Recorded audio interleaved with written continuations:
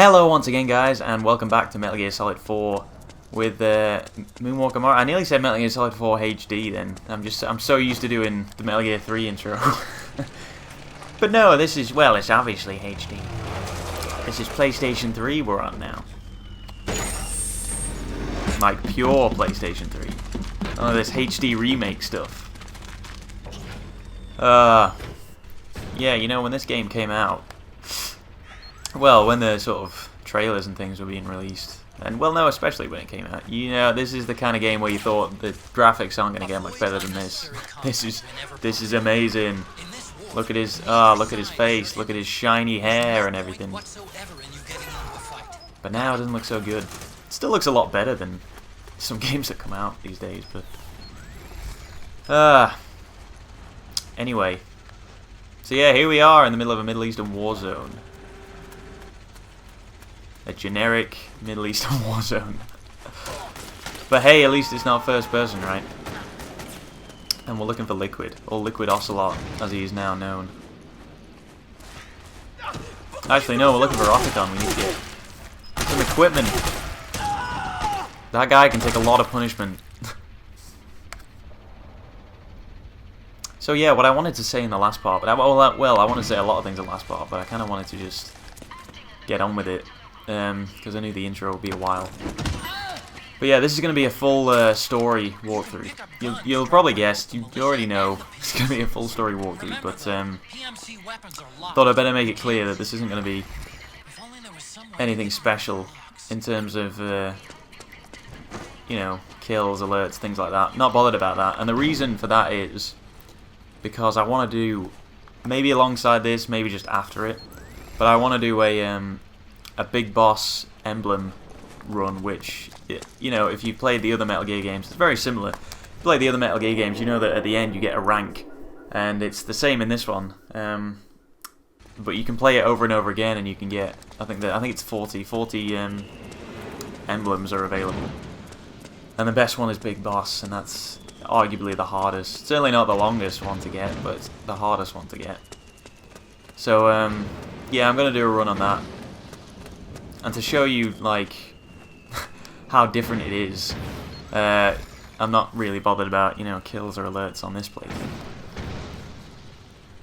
because then when you come to the next one, you'll go, oh yeah, that's really good. Thank you, Morris. I'll click subscribe now. Maybe not so much. But to be honest, it's a lot easier just to do the no kills, no alerts run on this. It's a lot of hassle getting seen on this game.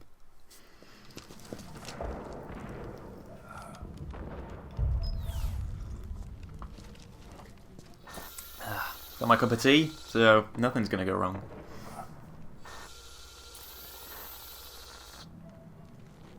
And then I might also do a trophy guide, but it's difficult to do a trophy guide because A, they're really easy, and B, well, I say really easy, but when you bring out trophies, maybe they're not easy when you first played it. When you bring out trophies that for a game that's been out 4.5 years now, something like that, people are already going to be pretty familiar with what to do. Metal Gear. So I only have one left to get, and that's all the iPod tracks, the in-game iPod tracks that you get. That's right, Snake has an iPod that you can listen to, with all the sort of, well, mostly tracks from all the Metal Gear games.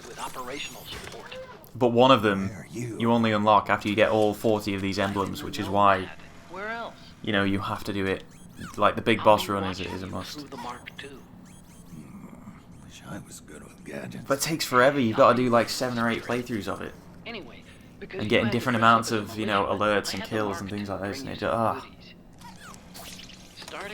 just drags on. Like 75 alert, you got to get over 75 alerts for some of the emblems. I could give this game to somebody who's never held a controller before, and they wouldn't get 75 alerts. It's insane. You can also switch it over to light amplifying night vision.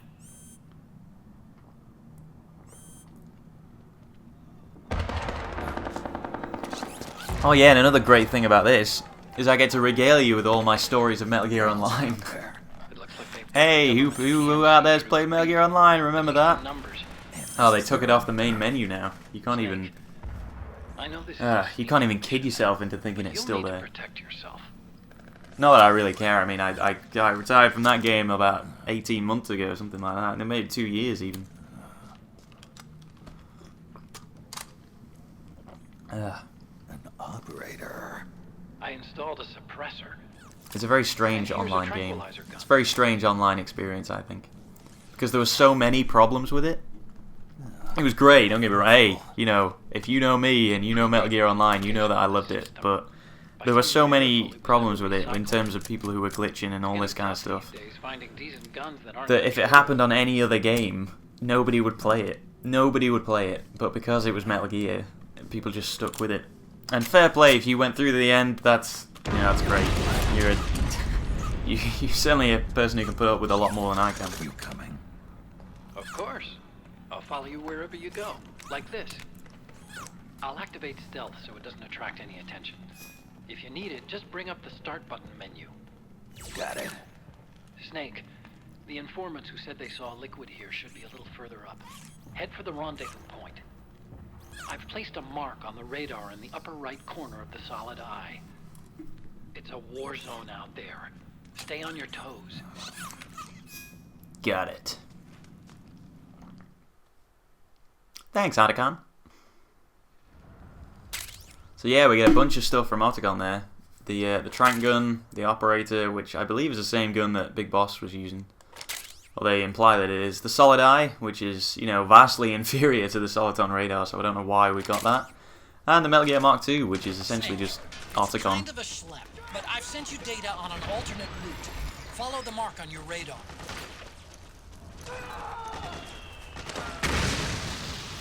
So let's push on, shall we?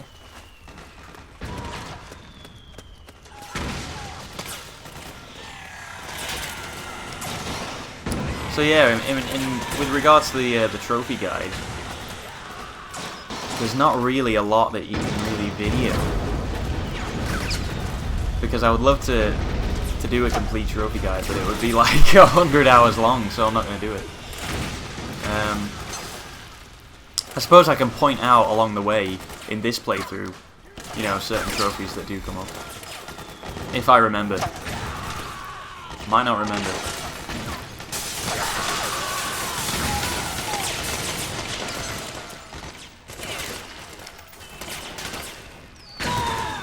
Oh, that was unlucky. Sorry, but could you help me out?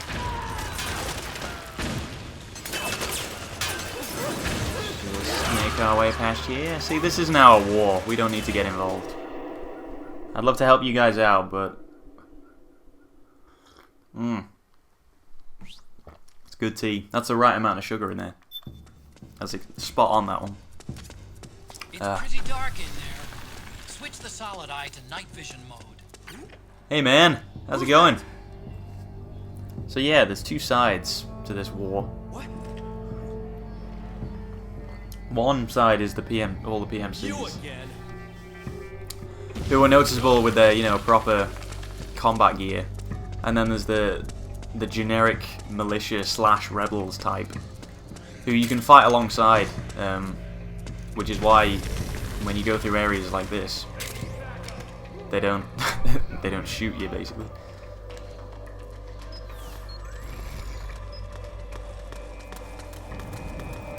Of course, you don't have to team up with them. You can just go through here killing them as well. But it just helps if they're on your side. Or you're on their side, rather. It means you can just slip through a few areas. You know, you don't have to sneak everywhere, basically.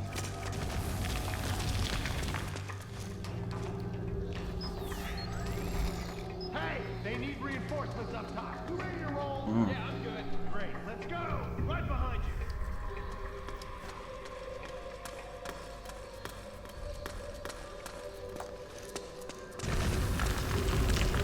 And I always thought that this was a very strange area of the game, because this is like,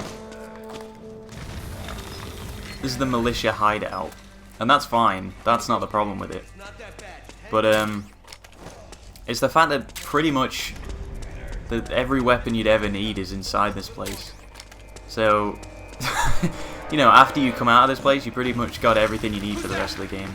And I thought that was a very strange decision, to be honest. They give you all the grenades, give you an RPG.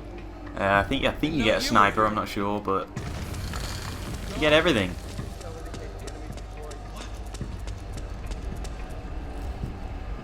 Hey man.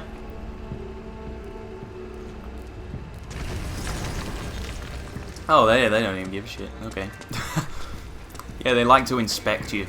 Make sure you're not an enemy. Stun grenades, need those. Smoke grenades, I don't think I need those.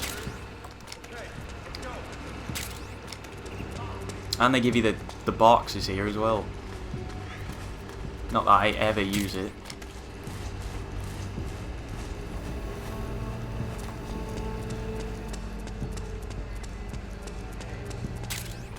RPG.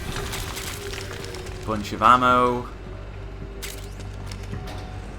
Oh, and they give you the disguise, which means you can pass for one of them. And Playboy, because, you know, every guy's gonna have that in a war. So yeah, when you get that disguise, which coincidentally is the same one that fell off in the introduction, you can just run through, and they think you're one of them.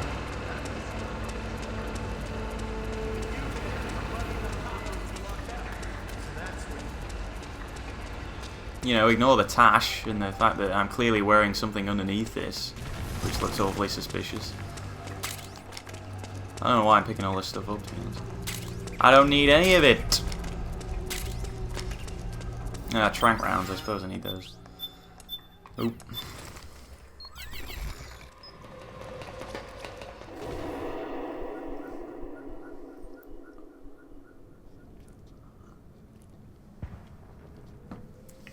And here's where we meet a very interesting character.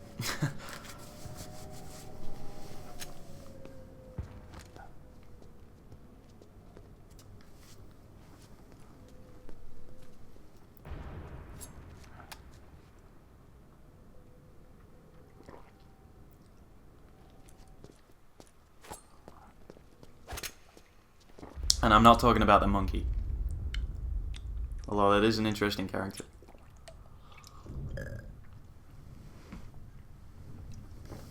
Yeah, it's a monkey, what of it?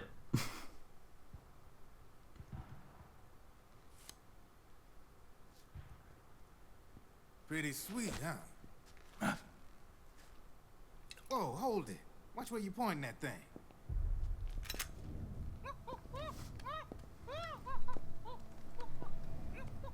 Who are you?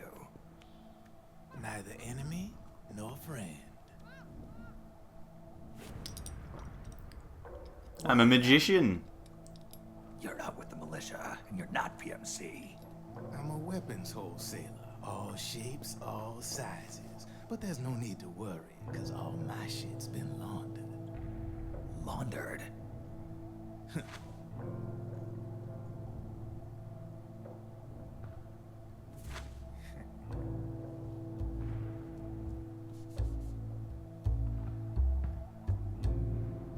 You see, I take ID guns like the PMCs use and make some mods.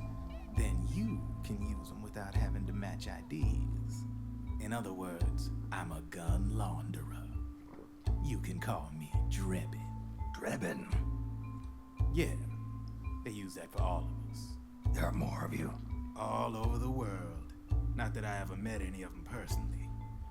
Me, I'm Drebin number 893.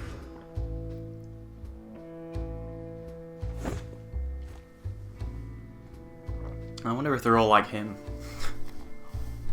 You ain't a registered. He's got to be the coolest Drebin out of all of them. Are you? You need a guy like Put the me. gun down, Snake. You look ridiculous. Consider it a welcome gift. Take it.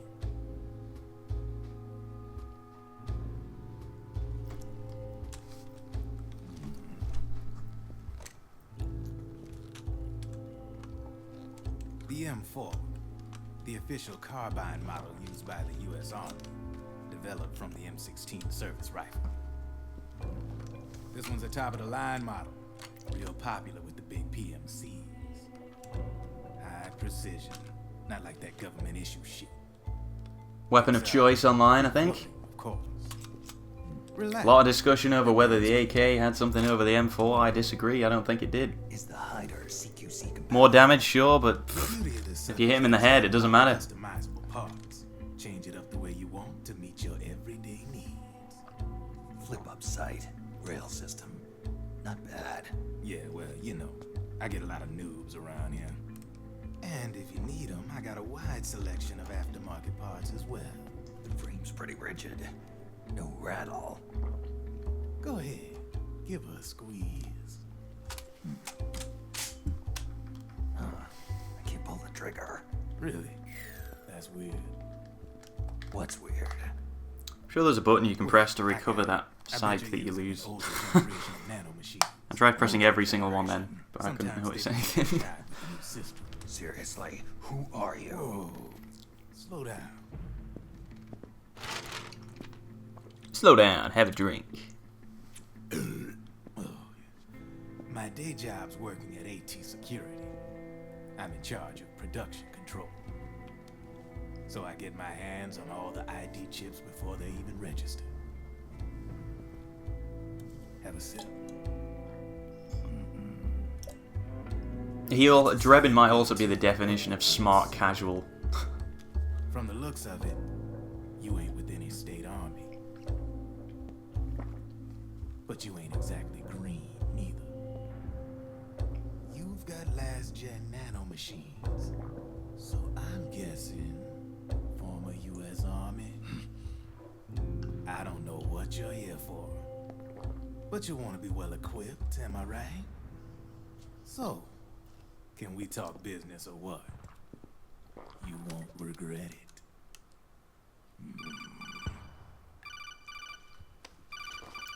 1 second, I gotta kneel down and touch my face. While I think about this. What's your take on him, Otacon? I don't particularly like the guy. But it looks like we'll need his help with those ID guns. Sonny's been doing a little sleuthing for us. Drebin, a well-known gun launderer in war economy circles. He's a businessman who deals mainly in selling black market firearms to small PMCs and local militia. Somalia, the Balkans, Lebanon, Darfur, Chechnya, Timor, Peru, the Punjab, Kashmir, Colombia. This guy really gets around.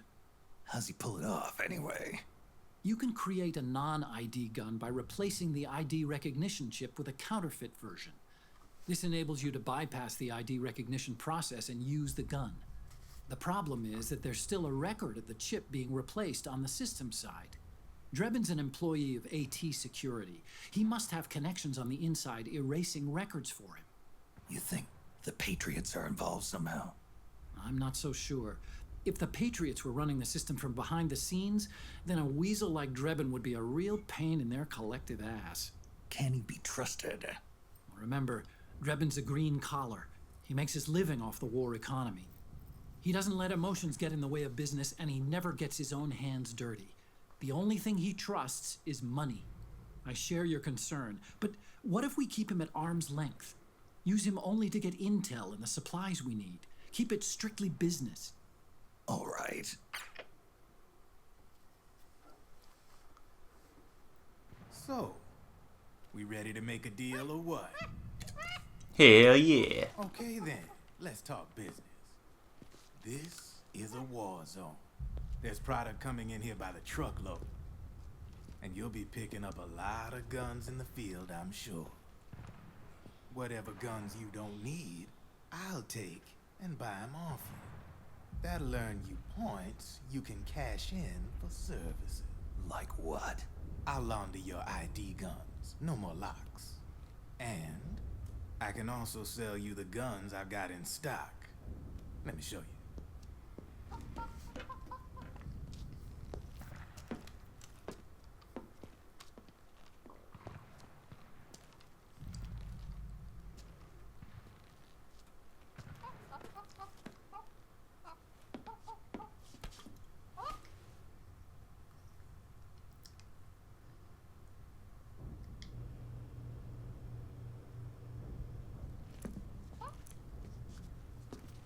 To ensure you can use non-ID guns, I'm gonna have to suppress the old nanomachines you got in you. Otherwise, they'll interfere with the system. Here, stick yourself with this. It's full of suppressor nanomachines. Relax. It won't hurt. You're scared of needles or something? Oh, Snake. He's had a rough history with needles. That makes it sound like a drug problem, but that wasn't what I was talking about. This is not keeping it strictly business. Keep him at arm's length, Snake. Otacon just said it to you. And he's already injecting you with stuff. Hey, be nice to our guests. This is how problems start. Step outside.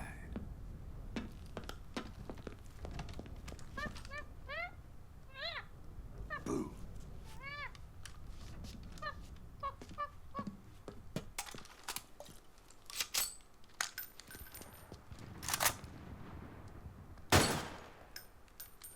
There you see?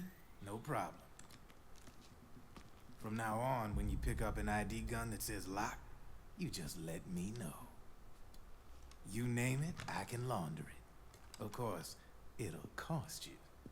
The going rate depends on the war price at the time.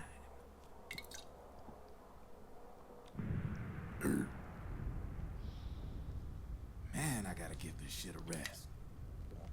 Looks like you're doing pretty well for yourself. You might say that. What with the war economy and all. I can't afford suit pants, but yeah. Thing. Spent it all on the System jacket. codes of the law now. And my hair. Control's essentially absolute, paving the way for fat profits if you're willing to bend the law. Demand keeps on growing thanks to the war economy. I sell ID guns to the PMCs and state armies, and naked guns to terrorist groups and paramilitaries. And these ID guns can't be sold on the black market. System's practically a license for us arms dealers to print money. Privatizing the military's made the PMCs big and bloated. The fatter the PMCs get, the line between civilian and soldier is gonna get real blurry.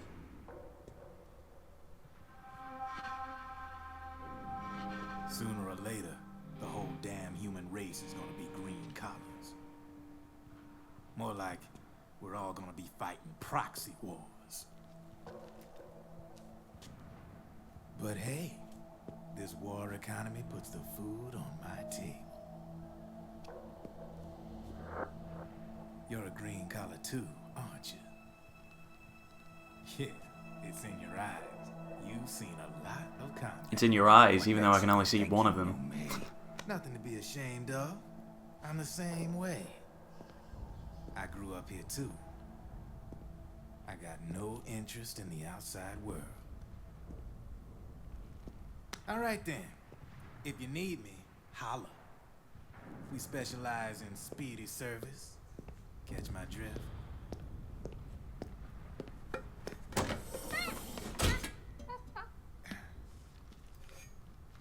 I have you.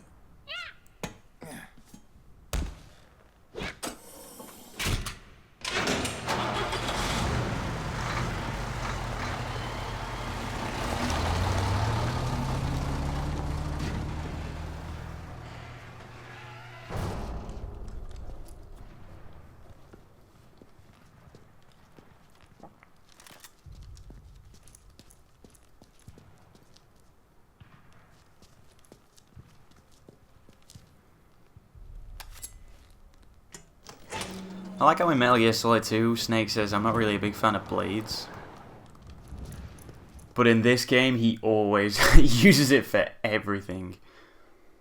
Like to pick his teeth, just everything. Anyway, what are we on here? Ooh, nearly 25 minutes. Yeah, I'm going to have to pause it for now, guys. After this codec call, just never ends. I know what you're thinking. Do you? But Drebin does have a point. Does he? The world depends on war. Does it? On the war economy. Can you imagine what would happen if war just disappeared overnight? Otacon, you and Drebin both mentioned something about a war price earlier. What did you mean by that? It's a kind of market price. one that fluctuates according to demand, not only for PMCs and military industry, but for the production, distribution, and energy supply networks that support them. It's been growing by leaps and bounds, and investors are really starting to take notice. As the fighting in any given area becomes increasingly intense and prolonged, the war price goes up. No doubt Drebin's rates are linked to that war price. The longer and bloodier a battle becomes, the higher service prices are going to get. To put it another way, the quieter things are, the better the bargains. Snake, we'll use the Mark II to deal with Drebin from here on out.